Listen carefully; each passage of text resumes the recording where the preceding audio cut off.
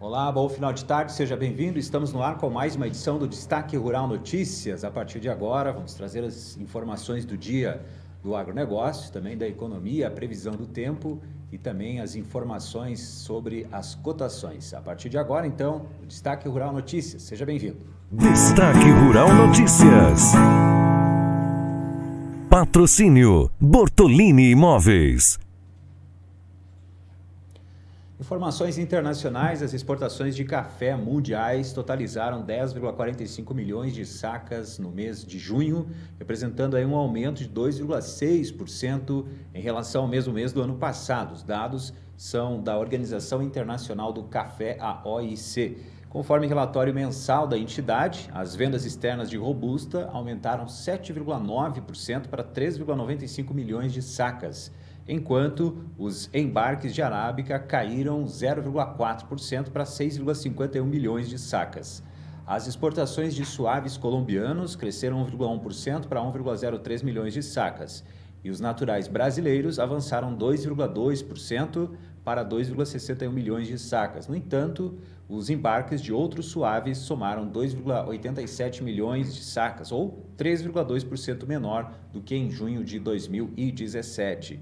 As exportações totais de café de outubro de 2017 a junho de 2018 ficaram 0,3% maiores do que o mesmo período do ano passado. Tem também agora sobre o algodão. Consumo de algodão mundial deverá atingir 27,5 milhões de toneladas na temporada 2018-2019.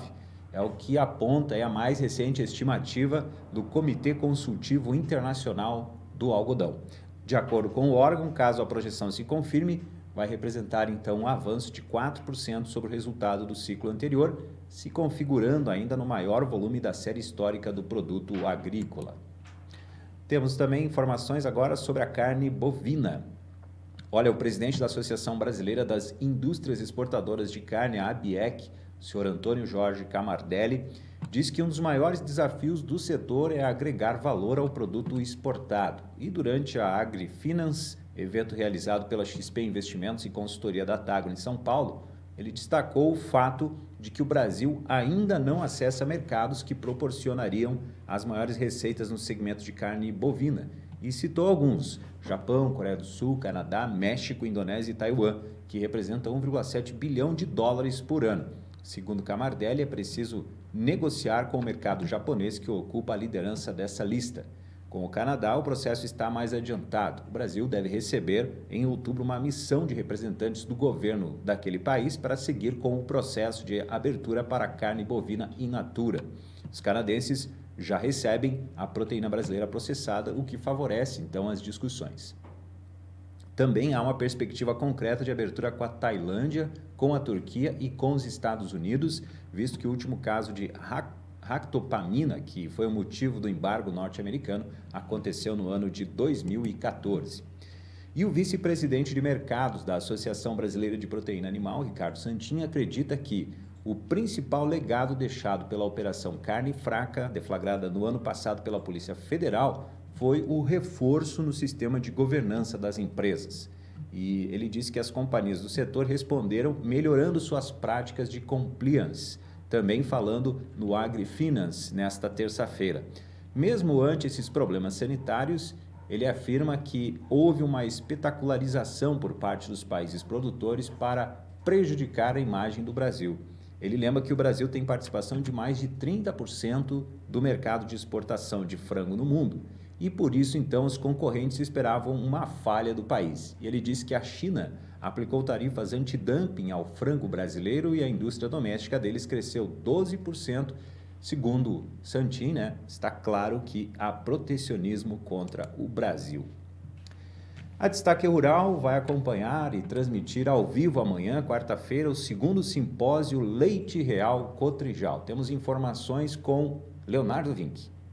Está tudo pronto para o segundo simpósio Leite Real Cotrijal, que acontece amanhã, dia 8, aqui no Parque de Exposições da Expo Direto Cotrijal.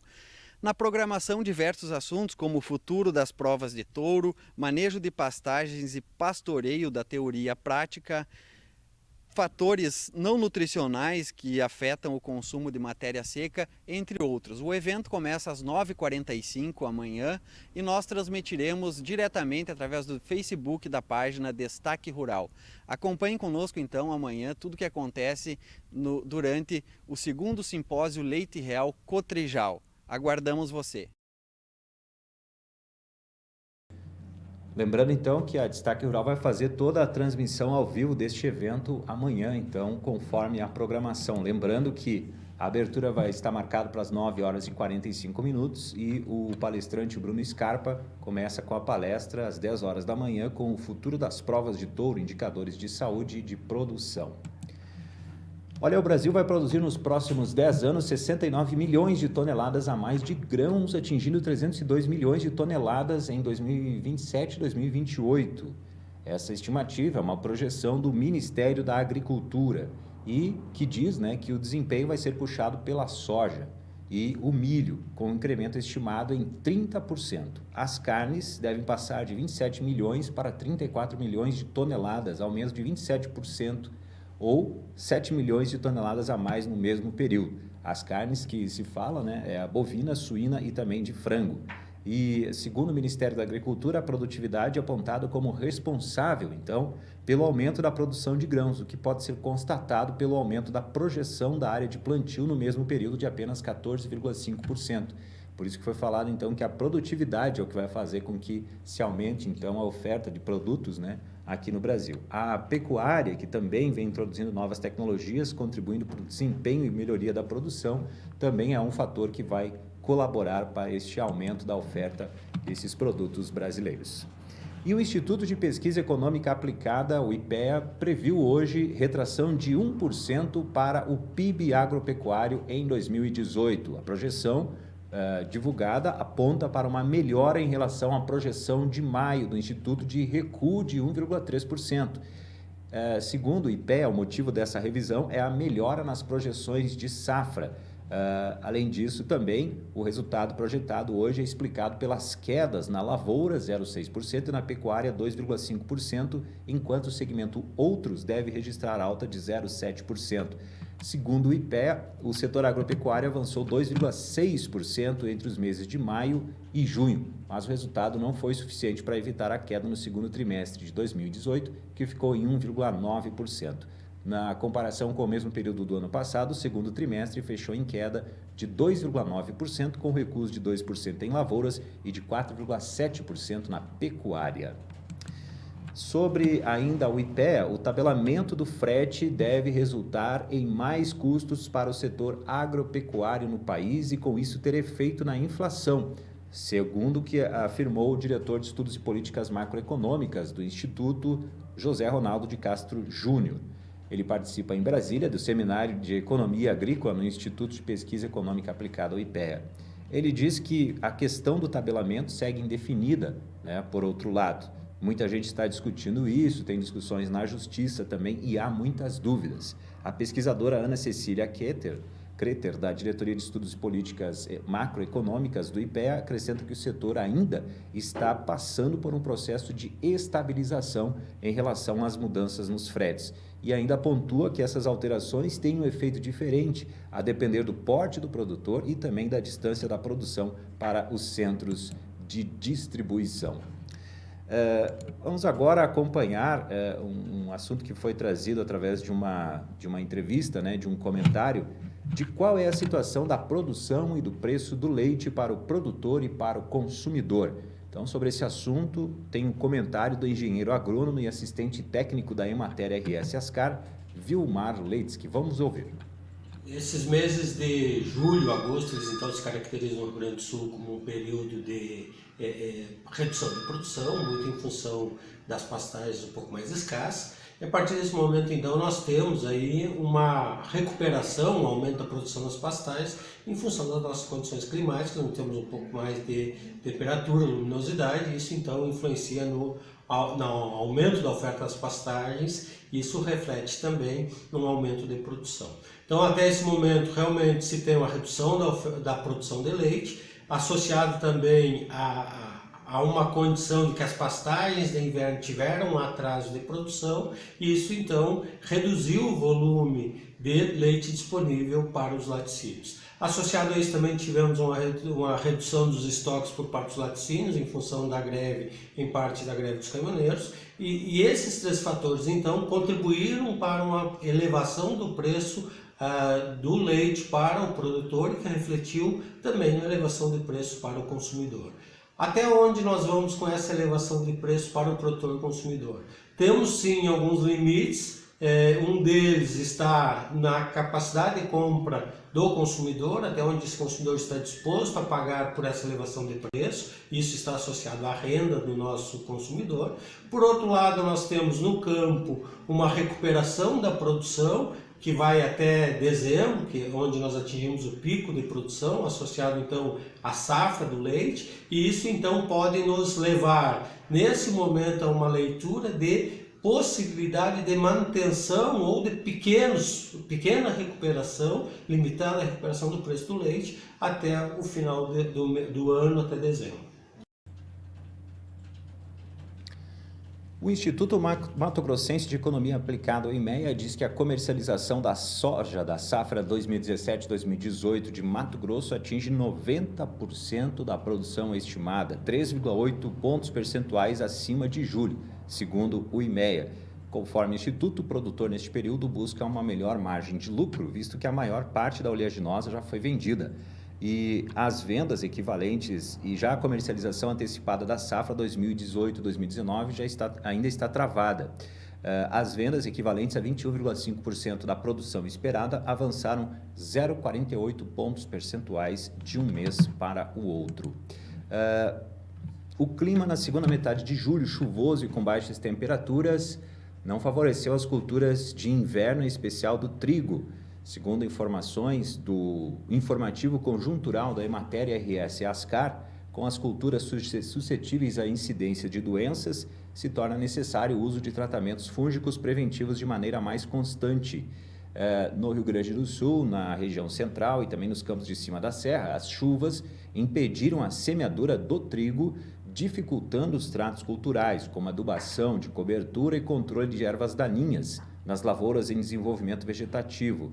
Naquelas que estão mais adiantadas, há casos de plantas com crescimento rápido ou mais altas e com baixo índice de perfilhamento, o que é prejudicial então para uma boa produtividade. Estima-se que 3% da área plantada com trigo se encontra em floração, fase extremamente suscetível ao excesso de umidade e chuvas constantes. A cultura da canola apresenta condições irregulares de evolução, estando nesse período com 34% na fase de desenvolvimento vegetativo, 60% em floração e 6% em enchimento de grãos. Em outras regiões, como por exemplo Celeiro e Alto Jacuí, as lavouras passam por excelente desenvolvimento e qualidade superior ao ano passado e apresentam um elevado número de sílicas por planta. No Planalto Médio e na região Nordeste, a falta de sol, a alta umidade do ar e temperaturas medianas estão causando atraso no desenvolvimento da cultura e isso também poderá reduzir o potencial produtivo da canola. Em relação à cultura da aveia branca, passa de forma rápida para a fase produtiva, apresentam panículas longas com um bom número de espiguetas por panícula. Aumenta também a incidência de doenças foliares nas folhas baixeiras. Tem dificuldade de proceder às aplicações de fungicidas em muitas áreas por causa da baixa luminosidade e ainda associada ao largo tempo de melhoramento foliar das plantas. E isso traz preocupações, então, aos produtores quanto ao ataque de ferrugem nas lavouras. E na região do Médio Alto Uruguai, os agricultores iniciam o preparo do solo e o manejo para a implantação do feijão. O cenário da cultura não está muito animador no quesito preços, mas o alto custo para a implantação da cultura do milho e também a possibilidade da implantação da soja como cultura subsequente estão tornando ativa a cultura do feijoeiro nesta região e safra. E a colheita do milho do inverno no Paraná avançou 18 pontos percentuais ante a semana anterior. Atingiu aí 49% da área plantada da safra 17-18, segundo informou o Departamento de Economia Rural, o DERAL, até ontem. Os trabalhos estão atrasados, ante igual período do ano passado, quando 67% da colheita havia sido concluída. Da safra que ainda está no campo, 18% das plantações estão em boa situação, 52% em condições médias e 30% em situação ruim. Segundo o DERAL, ainda 95% da safra está em maturação e 5% em frutificação. Quer diversificar os seus investimentos com segurança e rentabilidade? Você pode saber mais sobre o mercado imobiliário com uma das maiores empresas do segmento no estado do Rio Grande do Sul. Investimento seguro e descomplicado é na Bortolini Imóveis. Você pode acessar o site bortoliniimóveis.com.br para mais informações.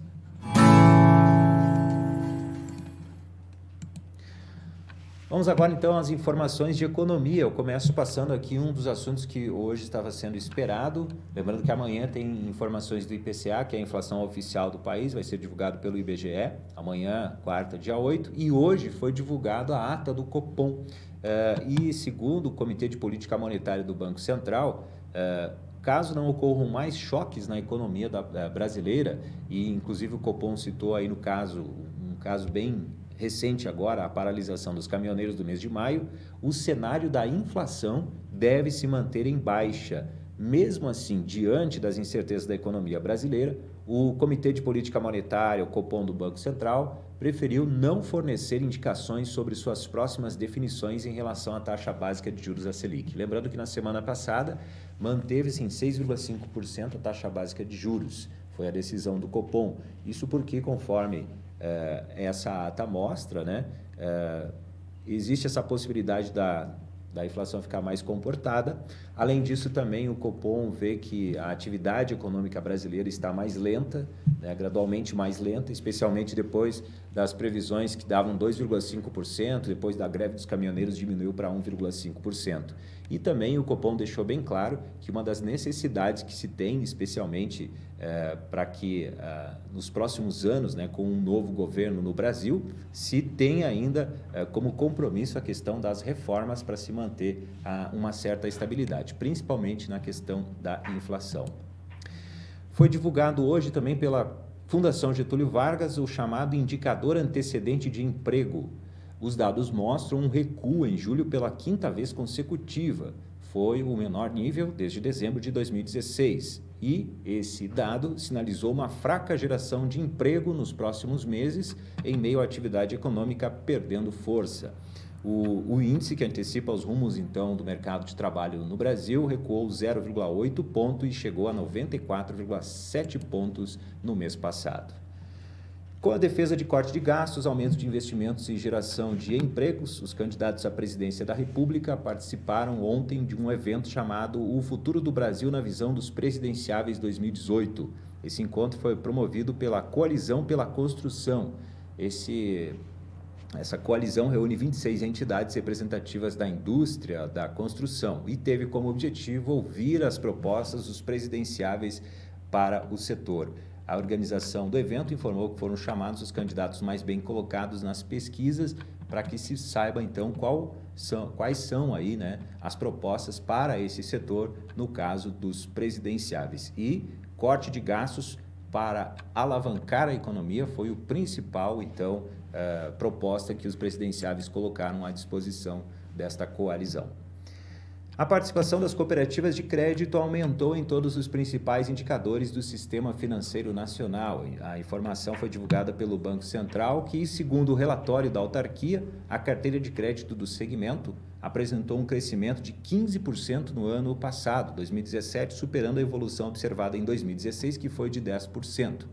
Outro relatório do Banco Central mostra também um crescimento no setor de consórcios, que ampliou em 7,7% a carteira dos consorciados já contemplados, alcançando 48,6 bilhões de reais. Vamos ver agora como é que se comportou o mercado hoje, o índice Bovespa e também o dólar. Primeiro, vamos ver o que dizem os analistas sobre o desempenho da Bolsa hoje.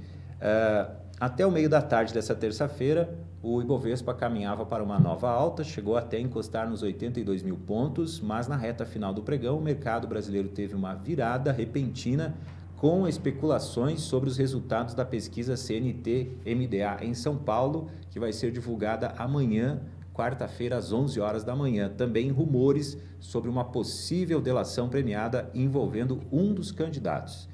O benchmark, então, da Bolsa Brasileira fechou com queda de 0,87% aos 80.346 pontos, após chegar a cair 1,39% na mínima do dia.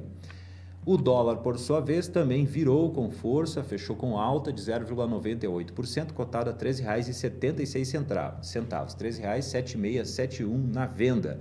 Chegou, então, a cair para R$ 3,70 na mínima do dia.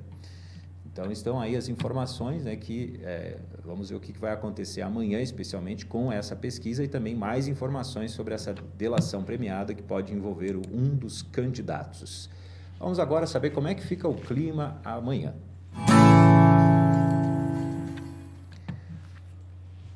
A gente começa então trazendo aqui inclusive a imagem, né, do clima na região sul, e a gente vê ali que o tempo instável vai se instalar nessa região, né? Frente fria, diz a previsão, provoca chuva ainda cedo no centro-oeste, sudeste do Rio Grande do Sul e no oeste de Santa Catarina e do Paraná. O leste de Santa Catarina e do Paraná tem sol com nuvens, mas sem chuva.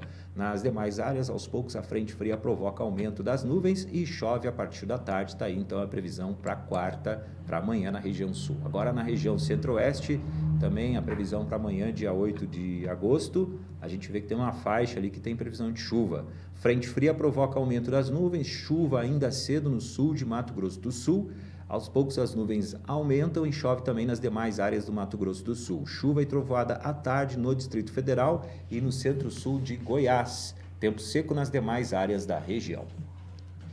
Quer diversificar os seus investimentos com segurança e rentabilidade? Saiba mais sobre o mercado imobiliário com uma das maiores empresas do segmento no estado do Rio Grande do Sul.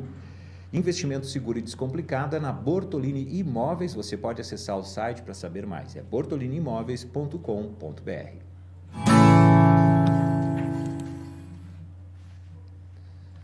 Vamos trazer agora as cotações do dia, edição de hoje, né, dia 7 de agosto de 2018. A gente começa sempre pelo farelo de soja em Ponta Grossa, R$ 1.370, e em Paranaguá, R$ 1.385 a tonelada. Agora, a saca de soja em Passo Fundo, R$ 81,50, em Paranaguá, R$ 87,50, em Rio Grande também R$ 87,50, em Rondonópolis, R$ 76. Agora a saca de milho em Passo Fundo, R$ 42,00, em Ponta Grossa, R$ 39,50, em Rondonópolis, R$ 26,00. No caso do trigo, a tonelada em Santa Rosa, R$ 900, R$ 1.030 em Dourados, R$ 1.050 em Cascavel e R$ 900 em Carazinho. Temos agora o arroz em casca em Pelotas, R$ 43,05, em Cachoeira do Sul, R$ 43,40 e em Jaraguá, R$ 40. Temos também o boi gordo em Barretos, R$ 143 arroba. No Rio Grande do Sul, o quilo R$ 4,80, em Tocantins, R$ 131 arroba. Temos o suíno vivo no interior do Rio Grande do Sul, o quilo R$ 3,00, média no estado R$ 2,80, o frango vivo no Rio Grande do Sul, R$ 2,90 o quilo, o frango vivo em São Paulo, R$ 3,00 o quilo. O feijão carioca em Ponta Grossa, R$ 70, o feijão preto em Santa Maria e em Lagoa Vermelha, R$ 120. Ficamos por aqui então com mais uma edição do Destaque Rural Notícias. Amanhã voltamos, lembrando que você pode participar da programação através das redes sociais, pode ver o programa gravado também nas redes sociais e no nosso canal do YouTube. Para obter informações sobre o agronegócio, você também pode acessar o site destaquerural.com.br. E você também pode participar através do WhatsApp. O 549-9116-9140 é o nosso WhatsApp. 549-9116-9140.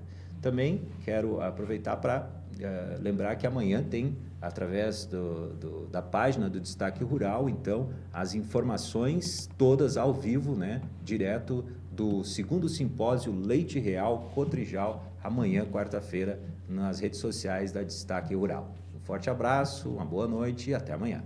Destaque Rural Notícias.